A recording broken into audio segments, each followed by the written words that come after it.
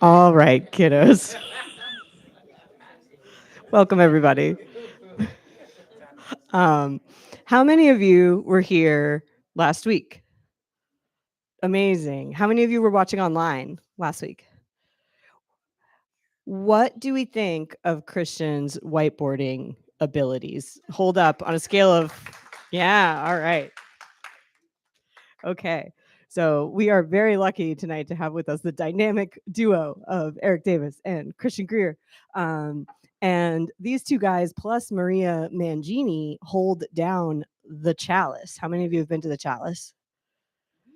Awesome. Okay. If you haven't been, you are every first Wednesday of the month. You don't know it, but you are making a mistake by not being here. So the Chalice is Alembic's monthly recurring psychedelic salon. And it's curated by Christian and Erik and Maria Mangini, who is a self-described psychedelic relic who has, in fact, a PhD in LSD. And sometimes it's them. Often they bring in guests, and it's every first Wednesday.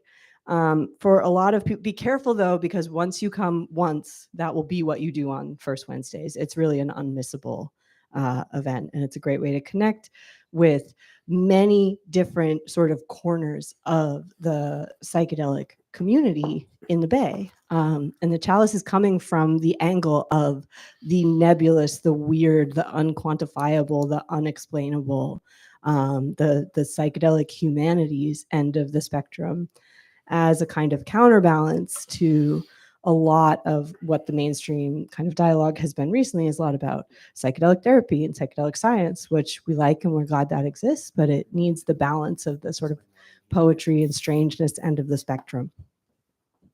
So I would urge you to come to the Chalice first Wednesday of every month.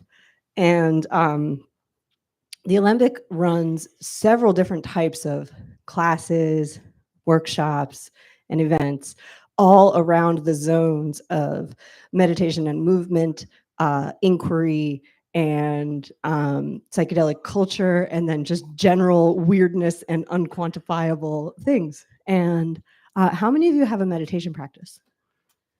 Rad. Okay. Right. So I want to tell you about one thing that's coming up next weekend, and then Erik is going to tell you about a thing that's coming up this weekend. So next weekend, we have a very special 3-day workshop with Tenzin Wangyal Rinpoche. So he's leading a workshop on a text called the 21 Nails, which are 21 different methods of seeing emptiness of phenomena upon arising. So this could be, frankly, even if you're really into meditation, this really has the opportunity to be like a complete snooze fest. It's a very esoteric text. It's really high level. It's hard to understand. But Tenzin Wangyal makes it very accessible. So he his joke per hour rate is about 17. He talks a lot about health insurance and having a teenage son, but at the same time is delivering this like really deep teaching on this Dzogchen, this Bon Dzogchen text. So this funny thing happens where you're like sitting in the room and you're just kind of vibing, and then you go to lunch and you're like, whoa, actually, like, huh, I really was like doing something just there. So I can't recommend that enough. That starts next Friday, not this Friday, next Friday, and runs Friday, Saturday, and Sunday. The teaching is kind of wrapping up, so he's only doing 2 more of these here. But don't worry, you can just hop in. I believe we're on nail 18, but you do not have to have the prerequisite nails to pick up where we're at. So that's next weekend, and I'm going to have Erik tell you about a really special thing we have coming up for you this weekend. So please join me in welcoming Erik Davis. Hi, everyone. Yeah, before we start, I just want to say on Saturday, a really, really extraordinary teacher is going to be here just for a nice, crisp, short 3-hour course on Zen koans. And she is just a very dynamic person. She's deeply studied in Zen, and she's a sensei in a tradition or whatever. But a lot of Zen people are kind of uptight and a little bit anal, and she's not. She's really funny and really very passionate about koans in particular, which in my opinion are kind of the real core of the Zen path. So if you've ever been curious at all about koans or Zen, and you're like, I don't know if I feel like that. She's just a really wonderful character. Her name is Rebecca Long Okura. I call her Ryuen because that's her sensei name. So I just just recommend it. It would be really wonderful to for folks to be here, and she's a rare excellent teacher. So that's Saturday at 1 to 3, 1 to 4. So today, what I'm going to do is I'm going to go over a little bit about what we talked about last time. I'm going to dive into a couple current sources of weirdness and disturbance and fascination. And then I'm going to spend a little bit more time than we did last time talking about practices. And that this is like how to stay sane level of practices. This is not how do we change the direction of our country yet. This is more like, let's not go fucking bonkers and try to like maintain the resources that will allow us to take advantage of future hopeful political, environmental, and social possibilities, which are difficult to even kind of wrap our heads around at this moment. So that's sort of the course of the evening. I want to introduce again my partner in crime, Christian Greer. I had the opportunity of teaching with Christian last summer at the University of Amsterdam. We did a psychedelic world, psychedelic universe, psychedelic cosmos, psychedelic multiverse, and it was a great time. And in addition to being a great teacher and lecturer, Christian is also really good with the whiteboard. And so I'm kind of being lazy here by avoiding the strictures of developing a PowerPoint, which I don't like. I only really like PowerPoints to show images. I don't really like the way they mostly are used, but they're very helpful, both for the speaker and for the audience. And so luckily Christian is going to step in with a far more creative way. Hopefully you can see it. We don't have great lighting here, but that's okay. So I wanted to start out with a thought I had a couple of, actually just like a week ago or after our last talk. And I was sitting there and I went, it really might be the case that Elon Musk, who is a huge gamer, is totally fascinated with simulation theory, the idea that we're actually inside some simulation, maybe run by future humans, maybe run by AI, maybe run by, metacosmic characters that we don't know. He's really into that. And we know that he's a big fan of ketamine, which, I have a lot of respect. I've had some great times with ketamine, but one thing I'll say about ketamine, it leads to delusion real easy.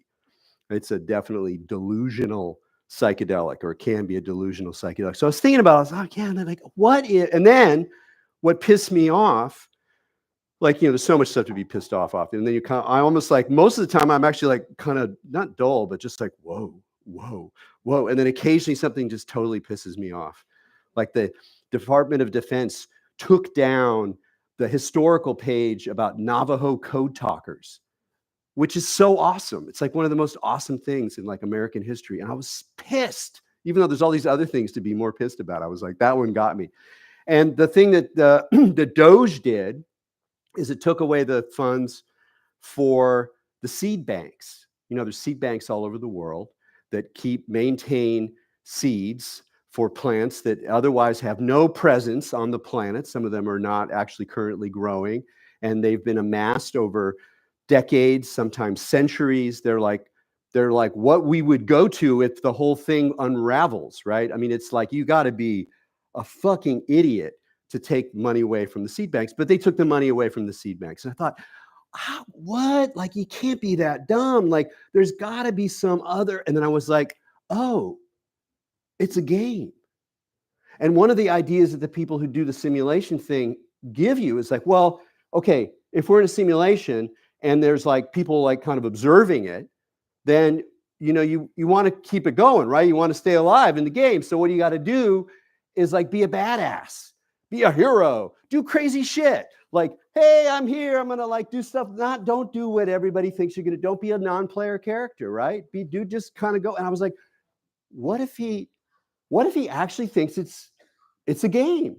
And he's like, whoa, I'm not playing the game where I have my hands on the American government. And like, what? Fuck it. Let's just cut this shit out. We don't need this. Let's try to make something exciting happen. And so that's just a thought. That's only a thought. Thoughts come and go. If you're practicing, you recognize thoughts come and go. But then there was a meta thought, which is like, so we have reached a point in history where that thought experiment that just happened to me, I didn't do it, it just happened to me, is in some ways perfectly understandable. Like you're all like, oh yeah, that could be true. Yeah. So that's where we are, right? That's weirdness. So what did we do last time? Last time I kind of overdid it a bit, but I wanted to put in a historical framework for our contemporary weirdness, partly because I like historical frameworks for some good reasons. One is that studying history, I believe, with some rigor, so I'm going to separate it from like, do your own research, conspiracy theory, like just draw all the dots, like, because in history, they have a way of like dealing with historical synchronicities with rigor. So it's like everybody knows you can go crazy with the archive and come up with like batshit ideas that didn't happen. So there's a lot of mechanisms to kind of prevent that you learn. And so that's the kind of history I'm more talking about. And why I think it's really valuable, it's two main reasons. One is it's disenchanting. It takes away the sense that, oh, we've never been here before. This is a new thing. It's never happened. Or like, these people are insane. How could they think this way? They're crazy. Like, well, actually, if you understand the history of, say, fundamentalism in America, well, a lot of what's happening now makes more sense. You just understand it more. You might not agree with it. You might hate it. But it's like, it's not so crazy. So it provides a kind of way of disenchanting the sort of magic fantasies and desires and projections that animate the contemporary, make the contemporary seem so significant, so much more important than what's come before. And the other thing that it does is it just provides an orientation point. You can just like, oh, okay, I'm going to orient this situation by understanding, again, like the history of, fundamentalism, and like, how did it get here? What happened? And when did they start? What? They didn't actually care about abortion until the 70s? It seems to be the most important fucking thing in the world to these guys, but they really didn't care about it until the 70s. And why that is the case is really significant. I'm not going to go into it, but it's like very important what happened in the 70s to make abortion such a big deal. When in the 60s, it was like, yeah, not a good idea, but like it really transformed politically. And so I think it's really important to kind of put stuff in history. And what we did is we kind of focused in on the beginnings of the post-war period, because in many ways what we're going through right now is the unraveling or dismantling or destruction of the post-war order that's kind of constructed following World War II, partly to not do that again. I'm not going to go into the details, but I pointed to the way that even at the very beginning of the post-war period, where we have sort of classic things like the first electronic computer, and we have the release of cybernetics into society, we have the construction of a sort of international framework for commerce, et cetera, there are these other signs that things aren't going to be entirely normal, like the emergence of LSD as a bought and sold molecule on the market.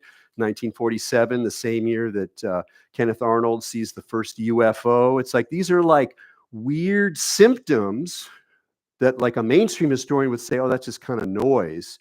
But someone like me would go, no, you kind of, it's all kind of connected, but not in a crazy way, or maybe a little bit crazy, because you kind of have to go a little bit crazy to tap into what's going on. That's part of the theme of actually dealing with weirdness, is you got to like know your own crazy a bit. So you kind of befriend your crazy, because the crazy is going to be pulled into the story kind of one way or the other.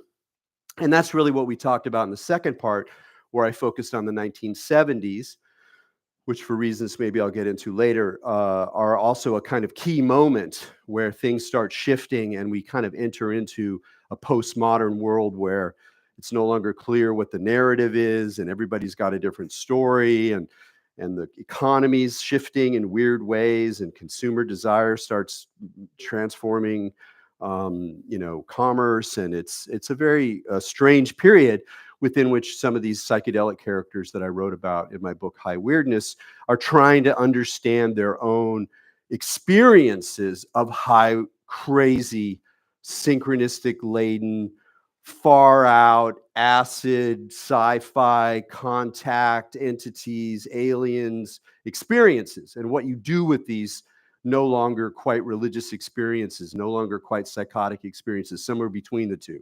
So we talked about psychosis to some degree and managing it, and psychedelics is a way that people kind of approach and manage it. So I was trying to understand, how did these guys in this period of time, recognizing that like the standard stories, even the stories about religion or about mysticism or about drugs or about science fiction or about psychosis, are all kind of up for grabs in a way that looks forward to our own contemporary moment where there's so many narratives that are up for grabs. They come up with this in two different ways. I'm talking about Terence McKenna and Robert Anton Wilson, what I call the tightrope walk or maybe logic. And this is a way of like keeping yourself centered and balanced in the midst of just really bizarre experiences, thoughts, possibilities, seeming events in reality. And it's a way of kind of suspending decisions about why things are happening the way they are. Because once you start to come up with a story about, whoa, what is this? Maybe it's got to be a real UFO, which means that the government is hiding the UFO, which means they're trying to contact, oh, where have I gone? That crazy thought thing has taken over. Whereas what the invitation is to remain with this strange phenomenon, that there's this funny looking being here and I'm super high and I don't know what reality is. So how do I manage that? And so we talked about this process of the tightrope walk, or what Robert Anton Wilson called maybe logic. And with maybe logic, he was actually sort of making an argument about logic, about how we understand why things are the way they are. And he was zeroing in on a very important part of logic, like how we construct logically our ideas about what's real and what's not real, and how do we think at a fundamental level. This has to do with like the axioms of thought. So you go back to Aristotle, and there's the famous law about the excluded middle. You might have heard about this. This is the idea that like something can't both be A and not A at the same time.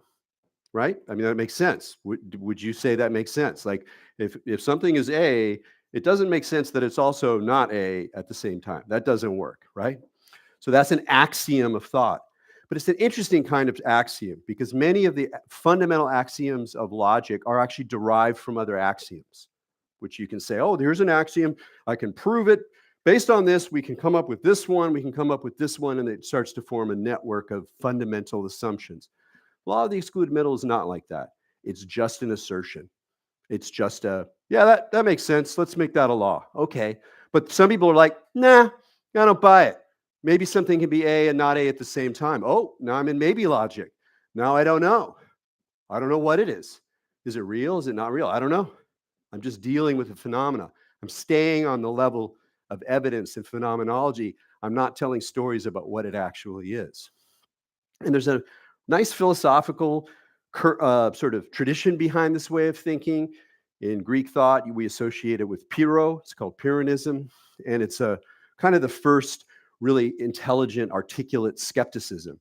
And what it's skeptical about are the stories we tell about the phenomena. And it's like, nope, just, I don't know. So here's a classic kind of idea that sounds very much like Robert Anton Wilson. The things themselves, because we're like, what is this? Well, if it, I'm having an experience of this thing, I call it a pen, I don't know. But, what is the thing itself? What is the actual pen here? The things themselves are equally indifferent and unstable and indeterminate, and therefore neither our senses nor our opinions are either true or false. For this reason, then, we must not trust them, but be without opinions and without bias and without wavering, saying of every single thing that it no more is than is not, or both is and is not, or neither is and is not. And if you know your Buddhist philosophy, you might go, that sounds curiously like Nagarjuna's tetralemma, which is a really important development in Buddhist philosophy, where basically the philosopher Nagarjuna is pulling the rug out from every substantive claim about the nature of reality. And he's showing that once you get that thing going, it eats it all. So what are you going to do? You're going to wake up. You're going to like get in line with the Prajnaparamita. You're going to get in line with the mother goddess of wisdom, because everything doesn't have a basis, right? So I'm not saying you can spend, it's easy to live here, but I am suggesting that there's something in this for the way that we navigate a world that will only get weirder and more kooky and more contradictory in a lot of ways. And that might actually start to feel quite ontological. Like it's like, I'm not even sure what's real anymore. Like, really, I don't know.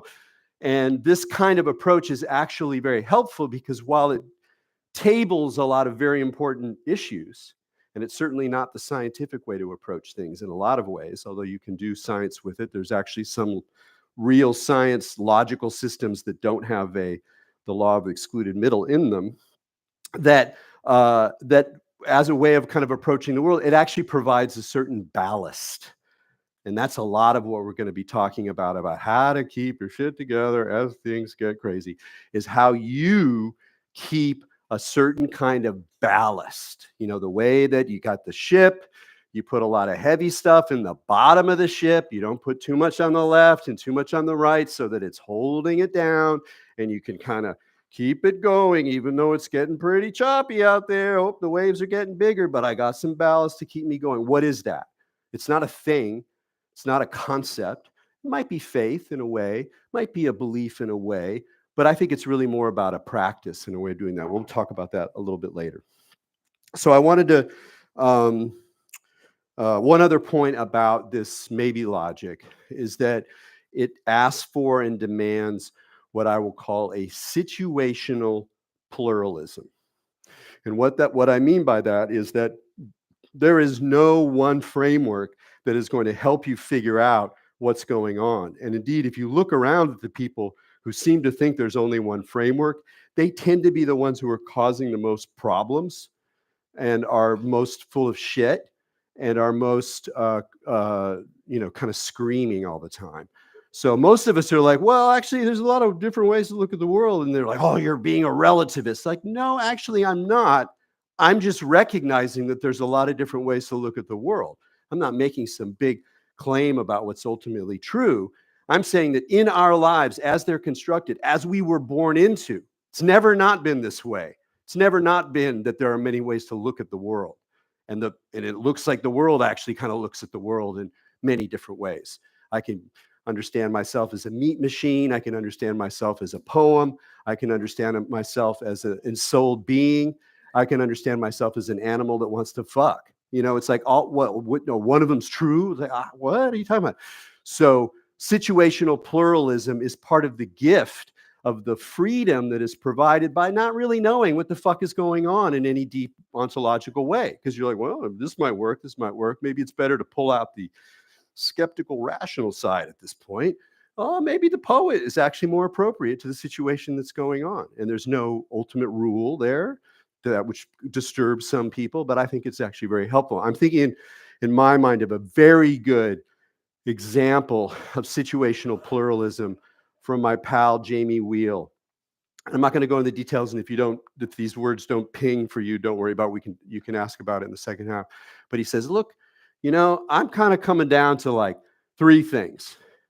There's Occam's razor, which is like, if you can come up with a pretty good rational material explanation for why something is the way it is, you might want to go with that. Simpler, it's not true necessarily, but that's a good one to go with. Bayesian probability. We only know so much about things, and we have these models about what we expect the world to be, and they're not really entirely true. And then when they don't work, you can revise them. And so we're in a process of revising our assumptions about the probabilities that are coming our way. And the third one, which I think is the most clever one, is Pascal's wager.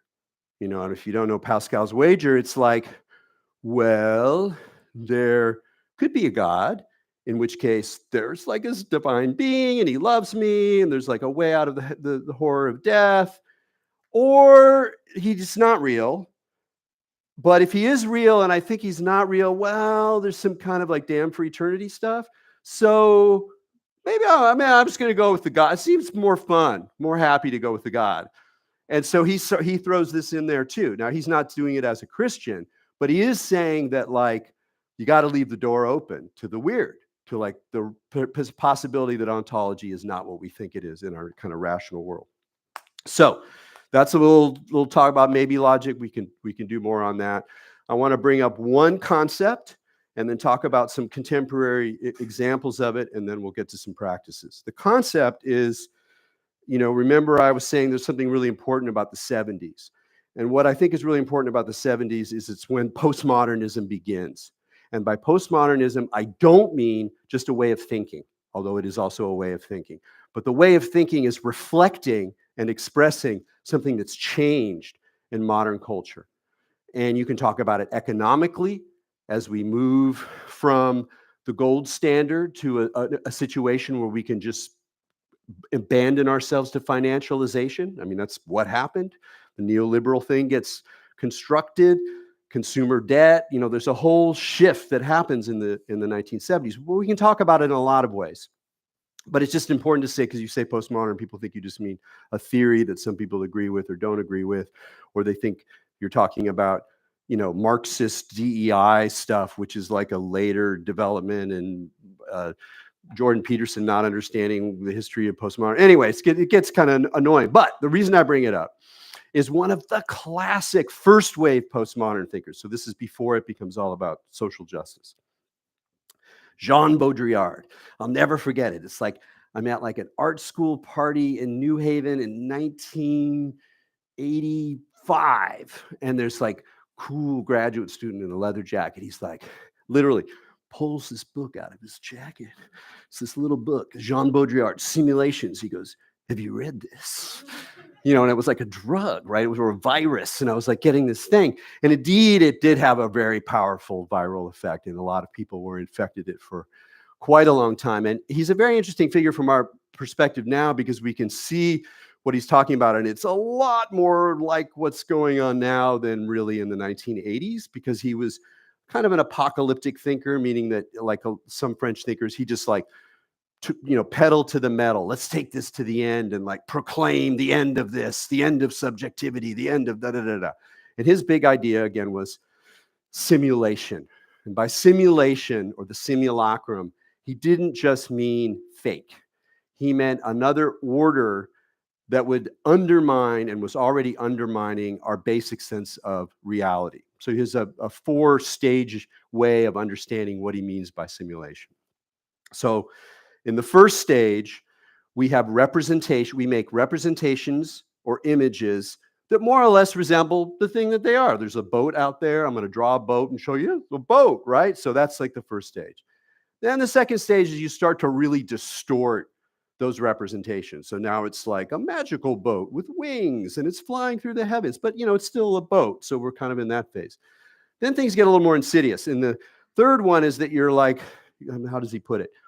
That the image begins to mask the existence of a basic reality. It's like all the attention is on the image. So we're all paying attention to the flying boat, and we kind of forget that like we're in a world where like actually boats don't fly, and we have to keep making, repairing it, or it's going to sink and whatever. So it becomes kind of like ideology, or a religious concept that overwrites the real.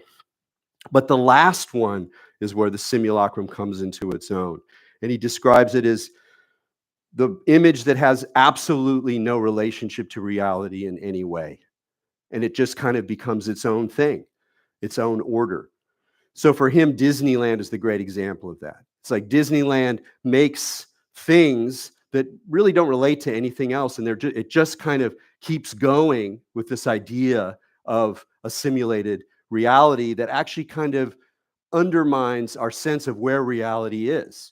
And he in his extremism, he'd even say like, well, the whole game of Disneyland is that there's like a boundary around it. So you think there's like a real reality outside of Disneyland, but that's actually part of the shtick. That's actually part of the thing. So it's, again, a kind of crazy way of thinking. It goes too far.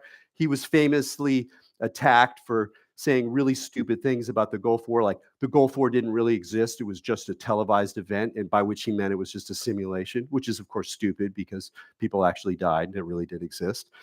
But there's something really powerful about his way of thinking and his way of thinking about media. And what he's describing is a situation that feels uncomfortably familiar. And I remember reading an essay by him. Again, it was like probably 87 or something like that. And it was in a book called The Anti-Aesthetic. He had this one line that popped out at me and that actually, is often quoted, where he describes that human beings become a pure screen, a switching center for all the networks of influence. And so what he's describing is a point in the development of media, because he's really like a McLuhan media studies guy, where media becomes so aggressive and so intense and so literally obscene, so transparent, so ecstatic, but in the sense of just overcoming all of its inherent limits, that our little sense of subjectivity, of having an interiority where we reflect on things and make decisions and search out our true desires, gets squashed and disappears in his apocalyptic vision. It's gone. And so all that's left of consciousness, of subjectivity, is being a switching network with influence. And I don't know, I'm not going to say your experience, but my experience is that I can be caught up in some really important, really significant thing online. They took down the Navajo code talkers thing. How dare they do that? And I'm talking to this indigenous guy over here, and I'm pissed off this historian over there, and I'm going to fucking retweet this shit, and we're going to, and then you're like, oh shit, what is this? What is this? And it just hollows out. And there we are in Baudrillard's kind of apocalyptic fantasy, where all the things that we want to be real are just simulacra, and we're kind of stuck. So the thing about the simulacra is that it has a long history, and it has a very strong kind of philosophical effect. And just to put it in simple terms, some people trace it back to Plato and the way that Plato talked about the sophists. And these were people who were really good at pretending to be, brilliant philosophers, but they would just say whatever. They were just good at talking. And so for Plato, it was absolutely, completely important that you had to say, over here, we have real philosophy that's dealing with the truth. And it raises some problems, but this is the true truth. And we just have to take it really slow. And over there, we have these sophists. And all they're really producing is a phantasm or a simulacrum of truth. Fake news. Fake news. And now here we are. We're like, oh, that video. Whoa. And I'll talk about that in a second. But so I want to just introduce the simulacrum as a very significant problem that we are now all dealing with. And it's a wicked problem. It's not easy. You can't just sew it up and say, no, we're gonna find ways to still talk about reality, and that's over. That's not going to happen. It's sort of loose in the world, and it's something we got to deal with. So I wanted to raise a somewhat lighthearted example, and that is to talk briefly about UAPs and UFOs. Now, I'm going to orient myself in the following way, is that, and I think this is also what I'm about to do, is model a way of talking about how you believe about certain things.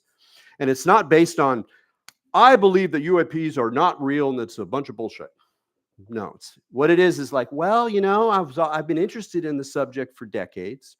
And along the way, I met a number of people who were scholars of the situation, knew it better than I did, really studied it really hard, and they're mostly skeptics. Can I ask, UAP, yeah. What's that abbreviation for? It stands for unidentified aerial phenomenon. Yeah. Highfalutin. What's that? Anomalous phenomena. Oh, they switch it, right? Did they go from one to the other? Is it anomalous now? Ah. The underwater ones, right? So anomalous is great, though. Well, we could talk about anomaly for a while, but let's push that one back and kind of return to the. There we go.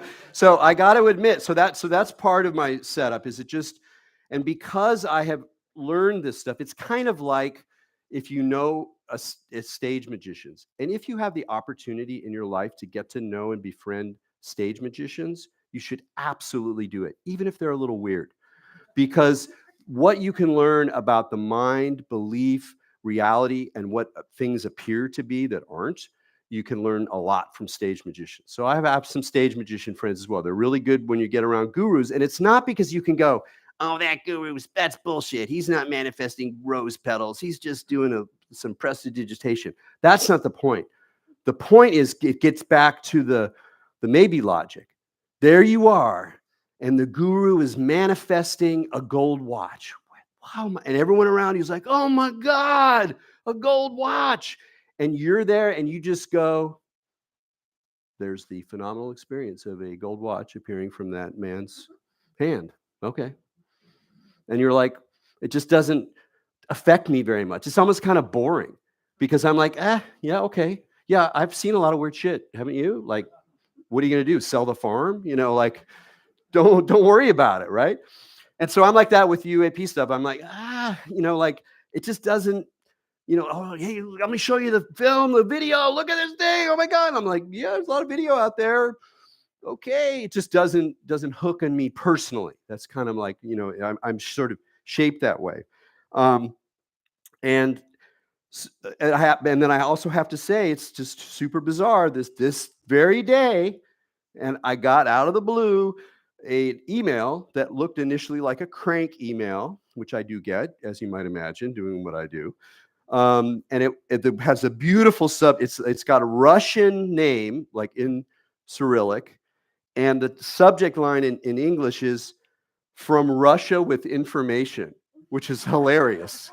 So I'm like, okay, what is this? And it's actually this really long email from somebody who's, you know, a little cranky, but has done his work clearly, who's absolutely convinced that all the mythology is horseshit and that there are actual devices that use plasma drives and and it's used as a cloaking screen of the mythology and the lore about abductions and all that, and that it's like kind of an American fantasy religion that's been built up to cloak actual devices.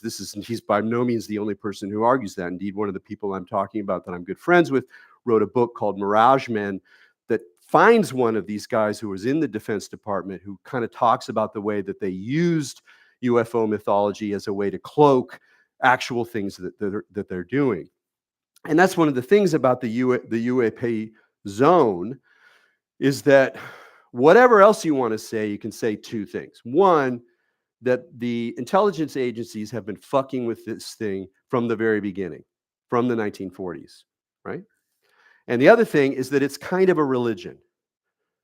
And I don't mean that in a demeaning way. I just mean like it's kind of a religion, like it's kind of the way people are religious about things, right?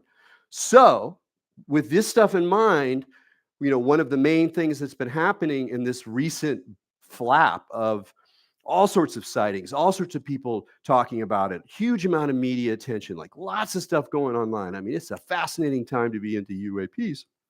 And one of the main things they're talking to is like, look at all the people from the government, whistleblowers, pilots, Defense Department. Look at them. They're taught, and then you're like, yeah, it's a fucking religion. You don't think they're in the Defense Department? Just think about all the other people in the Defense Department who were like, yeah, Jesus is real.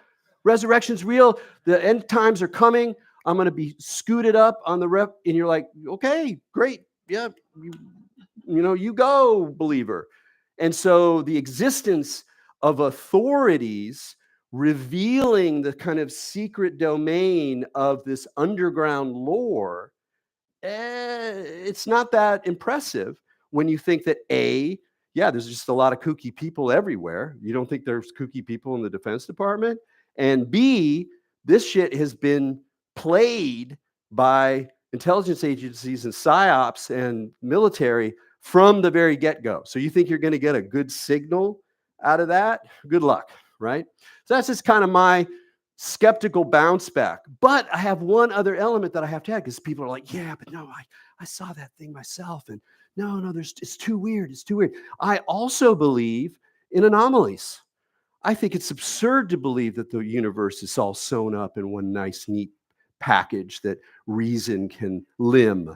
No, weird shit happens. You can't put it in a box. You don't know what to do with it. And I think that's part of what we're dealing with here, is that there's weird shit that's going down. I just don't think it doesn't build into some kind of disclosure is just around the corner. If we just put enough pressure on the government, they're going to reveal it. And then there's like a new world. We're in a new world where we can all draw together as human beings against the alien, all the mythology, right? Because the thing about weird shit, even, let's just say fairies and elves and aliens and ghosts, to be more specific, that shit's been happening all the time. It doesn't go anywhere. If it happens to you, you got to deal with it. Happens to your wife, you got to deal with it. If it happens to some guy down the street who's writing a blog post, yeah, get in line. I mean, there's a lot of that stuff, right? So that's maybe logic. It's like, I don't got to deal with that problem unless it's in my face, and then I got to deal with it. Like, I've had alien dreams. I've seen UFOs. Like, I'm not talking like I'm a skeptic. Oh, this is all bullshit. No, it's about how you navigate in a space where weird shit is happening and a lot of storytelling is happening. And the storytelling is happening with more and more robust media, more and more robust ability to manipulate and transform and shape belief. And indeed, for me, the most important aspect of the UFO thing, God, I'm totally not even close to going to get anything done here. But anyway, the only way, it's an amazing place to test and practice with your own belief system.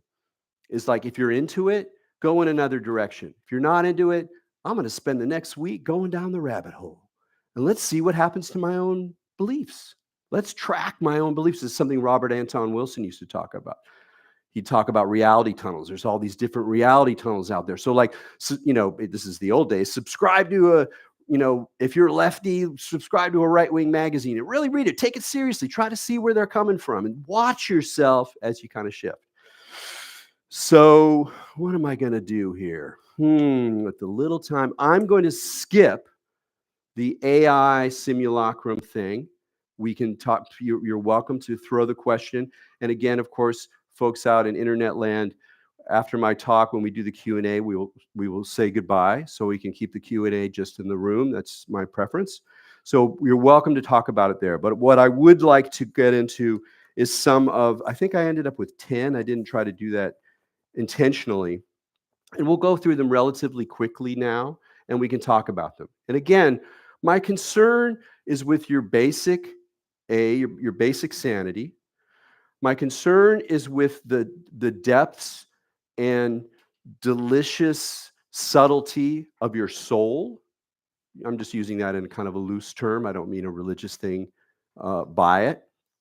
And the capacity for all of us to be able to interact with one another in a way that can be deep and human and possible at a point where we feel very alone, freaked out, and there's a lot of social conflict and ideological conflict. So we're in a weird situation. I take some comfort in the following scenario that may or may not work for you. I imagine some pretty forward-thinking 17th century scholar, like maybe Francis Bacon, let's say, he's thinking about the future and new technology, what's going to happen, right? And you pluck this guy or woman from their time and you bring them to now, and they just poop, and they're looking at us with our phones and the cars going fast and the blinky lights and the billboards and the screens and everything. We look completely fucking insane. And we look completely fucking embedded in some kind of massive multi-level techno consciousness. It doesn't look clean. It doesn't look like a lot of individual human subjects making decisions about how they're going to buy things and think about the world. No, we're like absolutely embedded inside of this thing, right? But and here's the hopeful part. We don't experience that, right? Baudrillard was wrong. We haven't collapsed into nothing but switching networks for the network, or switching nodes for the networks of influence. We still have our subjectivity. We still fall in love. We're still alone and enjoy people and connect and feel despair and freak out about the world and have to make decisions that we don't want to make, and like all that stuff. That the human game keeps going. And I call it a game in a positive sense, not a dismissive sense. Let's call it, or the human theater, maybe is a better. Let's just call it a theater. Human theater keeps going. There's an interesting thing about human theater. It is very persistent. Human beings are really good at living in really different kinds of extreme situations, extreme environmental situations, extreme social situations. Like if you read about what are the concentration camps like in they're all must be reduced to just complete miserable animals. And you're like, they're pretty beat down, but they're still gossiping. They're still falling in love. They're still getting in arguments. They're still having religious debates. What? We can't imagine. How could you be in such a degraded situation and still be like fucking around with that stuff? Well, that's because this is what we do. So part of the trick is that keep doing it. Keep being human. Like not human, like the great human, like Elon Musk's human, the hero who's taking, no, that thing. I mean like the messed up, neurotic, I don't know, why am I falling in love with this person? Oh my God, what am I going to do next week? I can't figure it out. Like your basic annoying situation of being an ordinary human being that's the sweet stuff. Keep that going, And so what the things that I'm kind of offering here are like ways to kind of keep that going. And again, I'm just going to say them briefly, and then we can talk about them more. One other point. This is a long game. This is a marathon. This is not going to stop, likely, in our lifetimes. Or if it does stop, that's going to be a real rough stop. So settle in, and kind of, you got to kind of give up. Oh, it shouldn't be this. Yeah, you're right. Yeah. Or it wasn't like this when I was. Yeah, it wasn't. Okay. Let's get going. One is attention. Attention is a martial art. And I say martial art rather than just art because attention is also an art, because we are being hit hard. We're part of what some people call hybrid warfare, where the warfare is not out on the obvious battlefields. It's being fought all the time. And some of those people fighting are, actual states, and they have their own agendas. Some of it is ideological. Some of it is just the nature of social media with its highly combative logic. And so reclaiming your attention and the arts of attention as a way of aligning yourself with your own values, and I'll talk more about values in a bit, and also being aware that you are kind of in an enemy space sometimes, and that part of the game is to elude the traps and the hooks that draw you into situations where you have less power or less clarity. And all of these ways of talking can be kind of nuanced and critiqued in a way, but I'm not going to worry about that too much. But it's just the idea that it's not just that attention is now the heart of the economy. Attention is how we're building reality. Okay, so there are things we can do about our attention, and it's an art. It's like, yeah, it's also a martial art, because I kind of think we all got to put a little bit of war footing on, and not war like I know who the enemies are, but more like you're sitting there and you're going down a corner, you don't really know who's going to be there, and then your buddies are behind you and you're not sure, and the radio's not working, and you're like, fuck, okay, this is like, I'm scared, I don't really know what's going to happen. That is part of our experience. And we can't live there, but we also shouldn't try to not live there, or like not recognize that dimension. So thinking about martial arts, I think, is really key. So what does that mean, attention? concretize and subtleize. I think that one of the key elements is that we are these phenomena beings. We can tap into very subtle, very rich, in many ways somewhat nameless qualities of experience. So like what the cognitive science will call qualia, the feeling of red, or a squid sauce, or the quality of the sunlight as it crosses the room. Like all of that stuff, it happens all the time, and it sounds banal to say it, or like, and I'm not saying like, oh, this is going to help us save the world. And I'm not saying that. Again, sanity, keeping your soul alive, like we're like more desperate than that. That shit is incredibly important.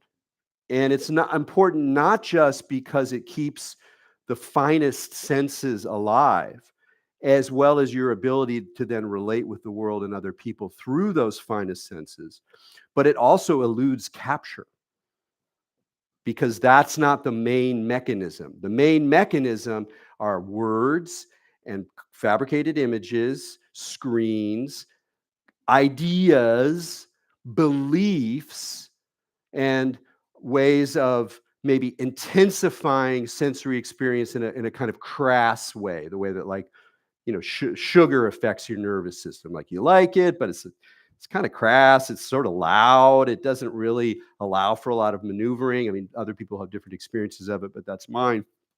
So meditation, maybe, I don't know. There's a lot of dumb ways that people meditate that doesn't seem to help very much. I'm not really talking about that. I'm talking about taking your sensation, your attention, your awareness, and your perception very seriously as, again, a kind of art. So that's the subtleize. And the concretize is just get in there, man, in your body, in the world, and the dirt, and the objects, and the cold. And like when you walk outside and you didn't have the right jacket and it's cold, you go, yeah, fuck, it's cold. Oh, maybe you go get your jacket, but you don't like, oh God, it's cold. I gotta, no. It's like constant affirmation of the reality of your physical experience, even when it sucks. It's like, yeah. Again, because it provides ballast, and it concretizes you and keeps you localized against the sucking power of the abstractions of narrative and language and image. And these are, last ditch measures. I'm not lying here. Pick your battles, right? And this is more about moving through information space. Like you have your issues, or like, whatever. The history of and representation of indigenous people in America. Like that's the fucking thing for me. I'm into that. I want to like pay attention to that. I want to see what people are doing. I want to try to make a better job. I want to try to connect with people on that. But I can't do that with all the other things that all of us read about every day. I'm like that too. I read about everything. And then I'm like, oh God, I gotta read this too. Da, da, da, da, da. And I'm working on this process of learning how to pick my battles, which also leaves me time to do other things that aren't doing that, like reading poetry or literature, not to escape, but to balance out the way in which I'm paying attention to too many drastic things. And so one way of thinking about it is not like, oh, a media fast or some kind of, that doesn't really seem to work for me. It's like, again, we're in a war, and pick your battles, because you can't fight all day long.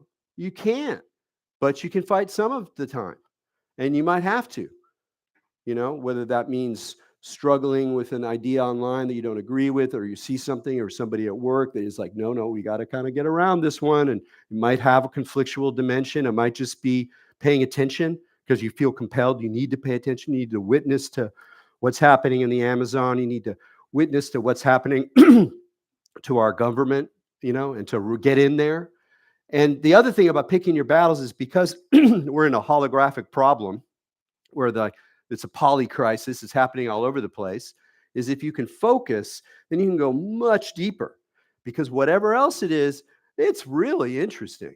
It's fascinating what this thing is like, this poly crisis. It's super interesting. And I have found that the more I know about a particular zone and can go deeper, maybe into the history, maybe understand the players better, start to really build like a kind of framework around a very particular thing, I end up actually kind of understanding the whole story a little bit better, which is very different than the way we like normally scroll, looking at the headlines, da da da. So pick your battles. You should. It's gone. Just don't do it anymore. Oh, it should. No, it's just no. It's not.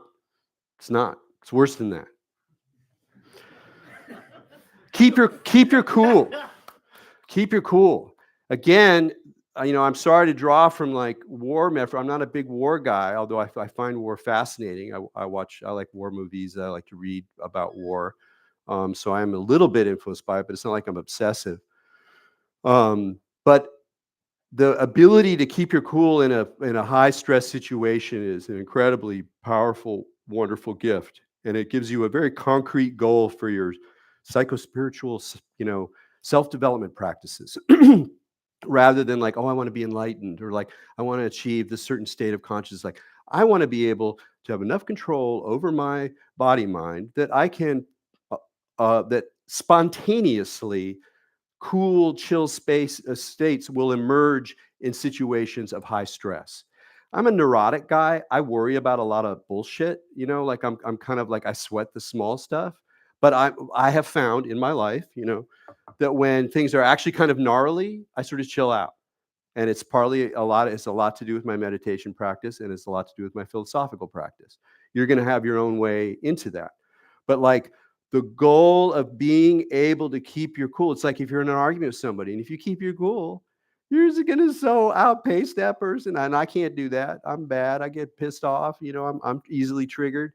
But if you can do that, or do it in different kind of domains, it's just so it's a good goal. It's a good concrete goal for your self-development practice.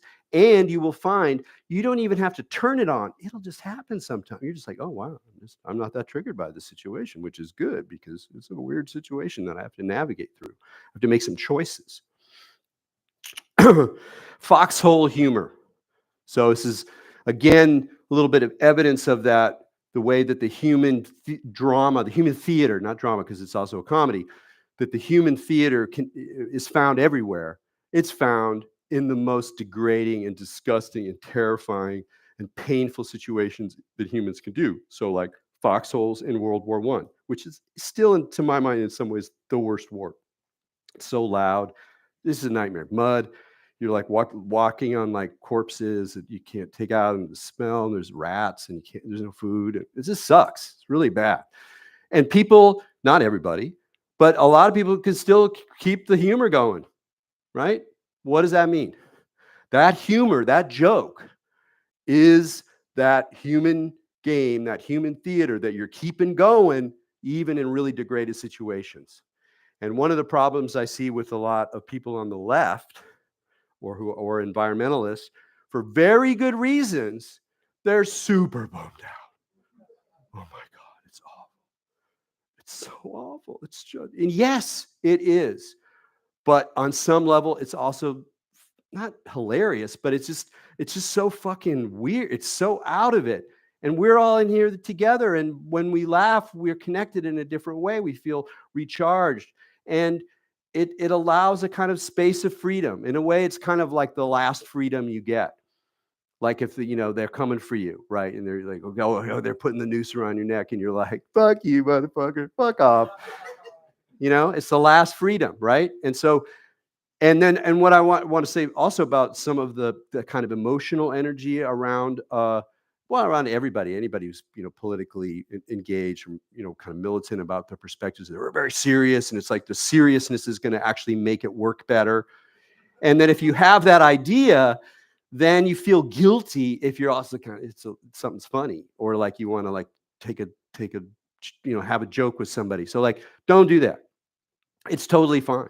It's totally fine to go from like serious despair and grief into like, can you believe that guy? Or whatever it is, that like allowing for humor to exist there.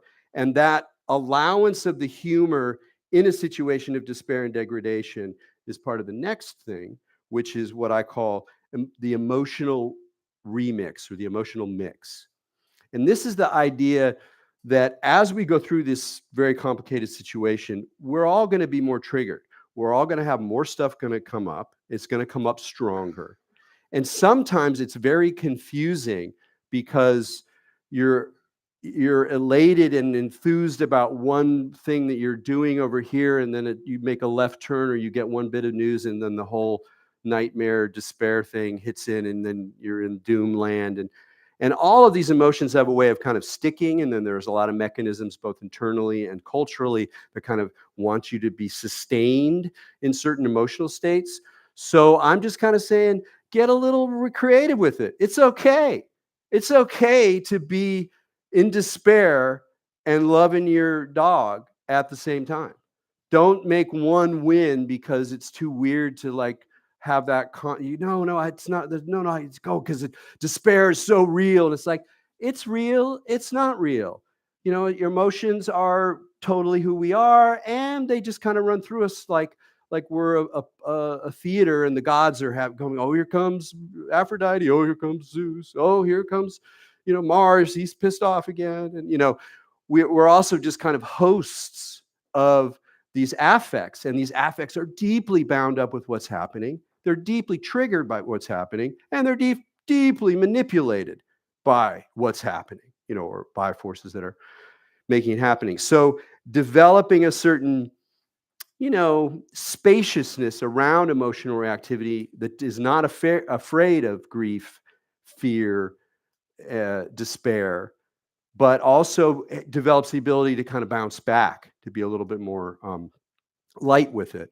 I also had an insight. I'm not sure this is true, so just take it with a grain of salt. But this one is that it feels like the basic reactivity that we're going to have to the horrible news or the horrible awareness of what's going on is like, there's like three, right? There's like anger, fear, and grief, let's call it, or sadness. It's a little, they all have nuances. Grief is the best.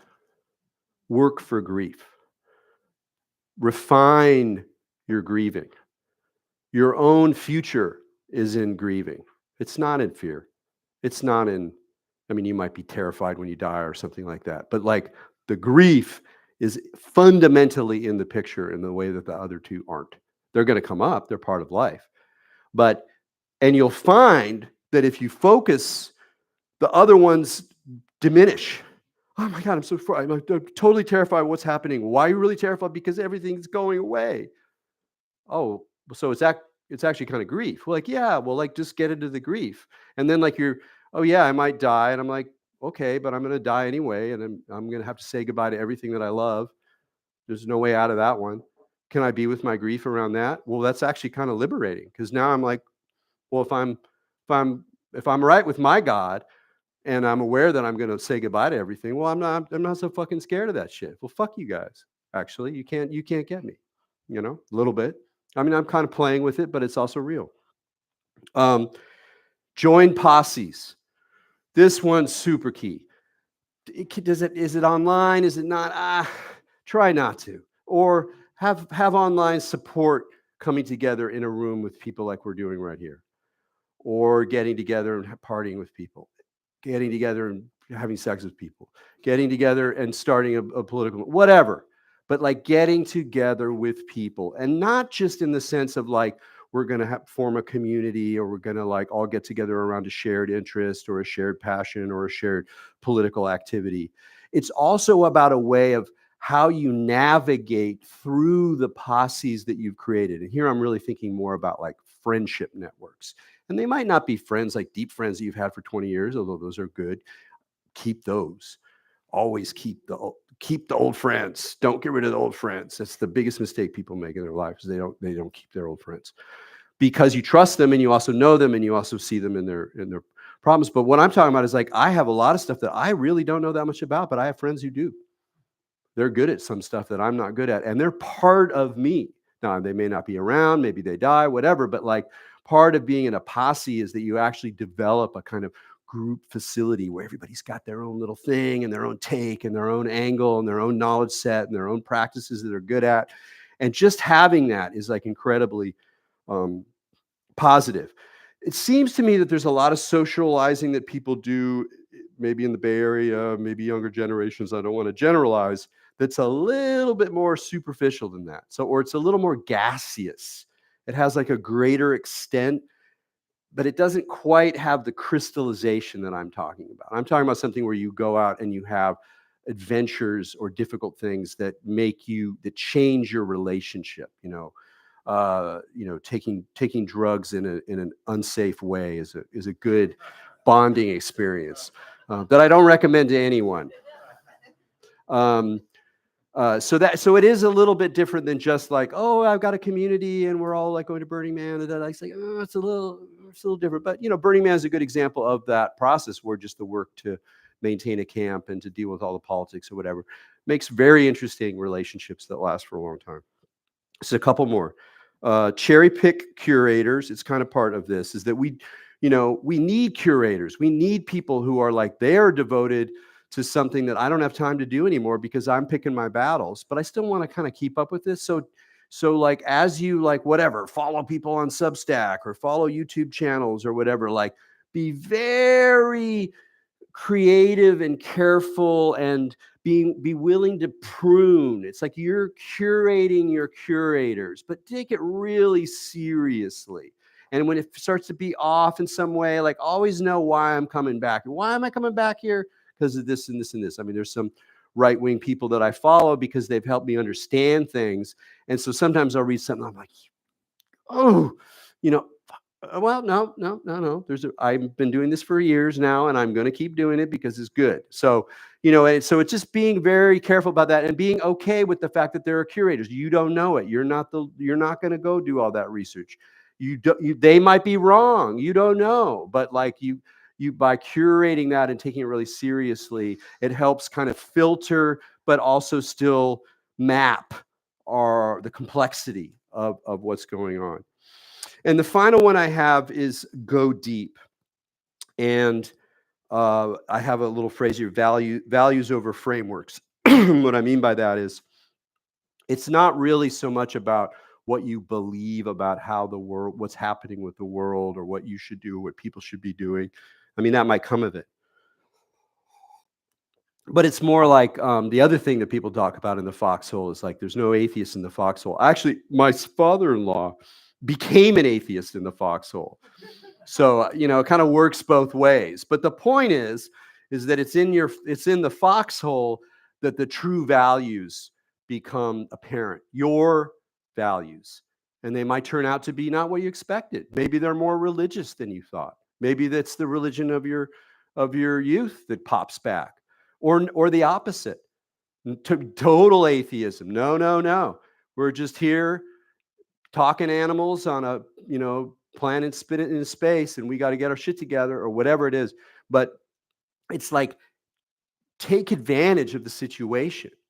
It sounds weird, like, why would I take advantage of such a shitty situation, such a shitty time? And you're like, well, one, you don't have any option. But two, is that's a very healthy thing to do with all situations that you face. It's like, how can I use this?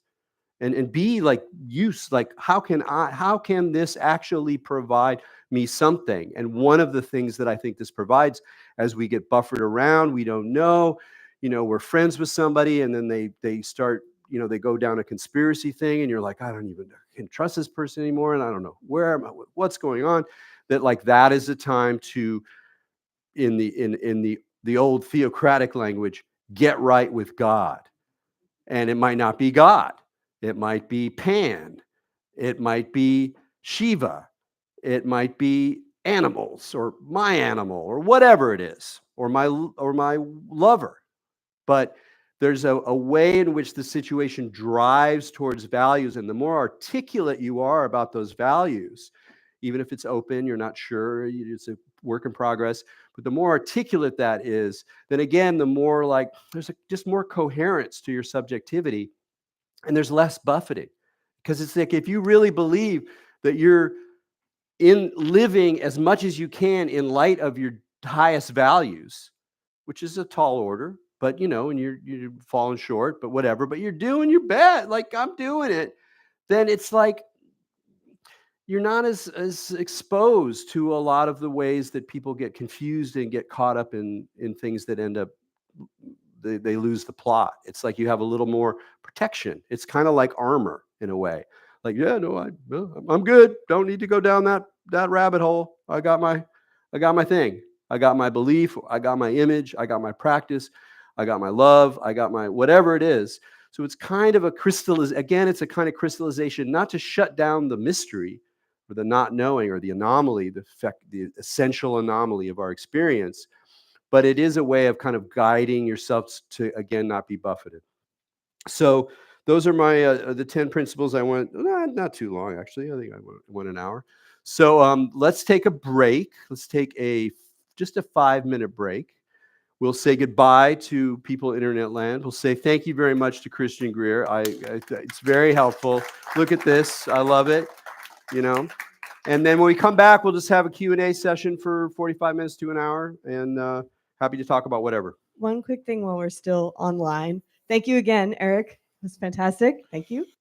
I forgot the logistics at the beginning, which I always do. So for our friends online and in the room, if you missed last week, or if this week you did not take notes that were as good as Christians, both of these videos will be public on our YouTube channel sometime in the next few days, whenever I press the button. So, so you can subscribe to our YouTube channel and you'll get a notification when these are public on the channel.